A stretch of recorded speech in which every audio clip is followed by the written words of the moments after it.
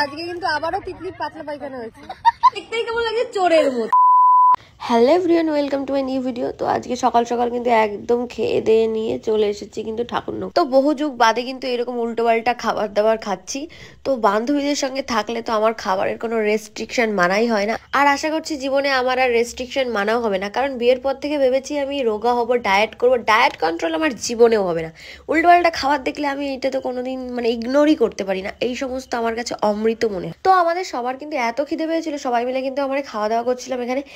কিন্তু শুভ দাঁড়িয়ে দাঁড়িয়ে লজ্জা পাচ্ছিল নাকি আমাদের খাবার খেতে ইচ্ছে করছিল, কেসটা কিন্তু বুঝতেই পারলাম। কেস বুঝে আমার লাভ নেই, সামান্য আমি একটু অন্য মনস্ক হয়েছি। দেখো তিতলি আমার খিচুড়িটা নিয়ে খেয়ে নিল, কেমন ছ্যাবলা ছ্যাবলা। আমি খিচুড়িটা নিয়েছিলাম খাবো বলে। এই মুহূর্তগুলো দেখার পরে না আমার স্কুলে ছোটবেলার কথা মনে পড়ে গেল। সে বান্ধবীদের সঙ্গে হয়তো দেখা হয় না, কিন্তু আমরা কিন্তু ছোটবেলায় একসঙ্গে বসে কিন্তু এরকম টিফিন শেয়ার করে খেতাম। দেখো সেই সময়গুলো কিন্তু আর ফিরে পাওয়া যাবে না, তাই জন্য কিন্তু এখনের সময়গুলো কিন্তু আর নষ্ট করবো না। তো আজ 4-5 দিন পর কিন্তু সবাই মিলে একসঙ্গে বেরিয়েছি। তো আমি এসেছি কিন্তু এখানে 5-6 দিনের বেশি হয়ে গেছে। তো এত বৃষ্টি হচ্ছিল যে আমি বাড়ির থেকে বেরোতেই পারছিলাম না।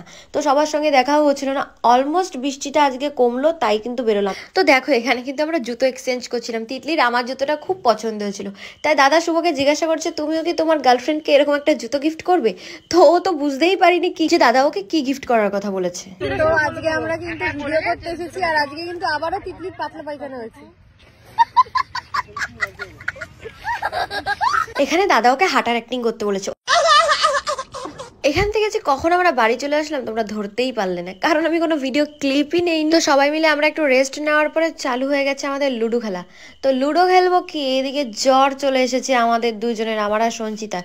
তো প্যারাসিটামল নিয়ে আমাদের তিতলি হাজির হয়েছে। তো আমার এখানে একটা কথাই মাথায় আসছিল যে আমার হাজবেন্ড যদি এখানে থাকতো না, আমাকে এই ওষুধ খাওয়ানোর জন্য একটা লাঠি নিয়ে দাঁড়িয়ে থাকতো। ভাগ্যিস নেই ভাই, তাই বেঁচে গেছি। এইদিকে আমি লুডো খেলছিলাম আর ফোনে ভিডিও করছিলাম, এই জন্য সঞ্চিতা কিন্তু আমার দানটা নিয়ে নিচ্ছিল। তাই বলছিলাম কি লোভ তোর গলায় দেবো এক কোপ। খেলছি আর কই বলো, আমাদের খেলার মধ্যে হচ্ছে অর্ধেক বাদরামি আর বাদরামি। এই লুডো খেলি না যে কয়েক কোটি বছর ধরে, তার কারণ এই লুডোর বই দেখে তো আমি ভুলেই গেছি যে লুডোর খোটে কোন দিকে কি গুটি মারতে হয়। আজকে তো দেখছি আমি জ্বরের ঘরে সব ভুলভাল বলছি মারতে হয়, এদিকে দেখি এরাই মারামারি শুরু করে দিচ্ছে। ওরে মারাই উচিত, কারণ হিসেব মতো ওরই খাওয়ানো উচিত। আজকে ওর জন্যই খেলাটা পন্ডুল হয়েছে, তা ওই আজকে আমাদের খাওয়াবে। না খাওয়ায় তো মামনি আজকে দোদ দিছে। তো আমরাও কিন্তু চলে এসেছি আবার গোবরডাঙ্গায়। কেন জানো, ওই যে আমি ঘুগনি ভালো খাই, তাই জন্য কিন্তু আমাকে স্পেশাল ঘুগনি খাওয়াতে নিয়ে এসছে কিন্তু তিতলি। আমার তো ঘুগনি খাওয়া শেষ, এদিকে যে কি সমস্ত চাটনি ফুচকা কি সমস্ত খাচ্ছিল, এই সমস্ত তো আমি একদম পছন্দই করি না। তো পছন্দ করি না বলে এদিকে হাজব্যান্ড ওয়াইফ তো আমাকে দেখিয়ে দেখিয়ে খাচ্ছে, কি আর করা যাবে, আমি তো লোভ দিচ্ছি না। দেখো সব থেকে স্পেশাল ঘুগনির কাছে আমি চলে এসেছি,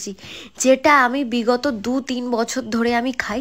এই ঘুগনিটা না খেলে আমার জাস্ট ভালোই লাগে। বিগত 1 বছর বাদে আমি ঘুগনিটা খাচ্ছি। আর তিতলি দেখো ঘুগনির মধ্যে এক গাদা টক জল দিয়েছে, মনে তো হচ্ছে কিছুদিন বাদে আমি মাসি হব। যাই হোক, হলে তো তোমরা আগে জানতেই পারবে। তো আমি ফাইনালি একদম বাড়ি চলে এসেছি, আমার শরীরটা এত খারাপ লাগে। তো তোমাদের সঙ্গে নেক্সট ভিডিওতে দেখা হবে। এখন টাটা।